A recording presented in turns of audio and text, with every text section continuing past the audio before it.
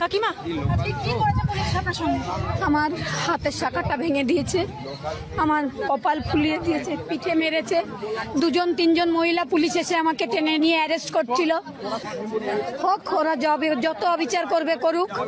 আমি মেয়ের ন্যায় বিচার ছিনিয়ে আনার জন্য মেয়েটাকে অনেক কষ্ট করে বড় করেছিলাম, অনেক বড় ডাক্তার হয়েছিল, তার স্বপ্ন কিছুই নেই, সব ওরা কেড়ে নিয়েছে আমার। এখন যদি আমাদের দুজনকে একসাথে মেরে ফেলে তবুও রাজি, কিন্তু আমরা বিচার না নিয়ে ছাড়বো না। এটা মাথা ফুলিয়ে দিয়েছে, হাতের শাখা ভেঙে দিয়েছে, কাকুকে শারীরিকভাবে নিগ্রহ করেছে। এটা কি চলছে? মেয়েকে মেরেছে, এবারে বাবা মাকে মারবে। মমতা বন্দ্যোপাধ্যায় কতটা নিকৃষ্ট মানসিকতা হলে এই জিনিস করতে পারে?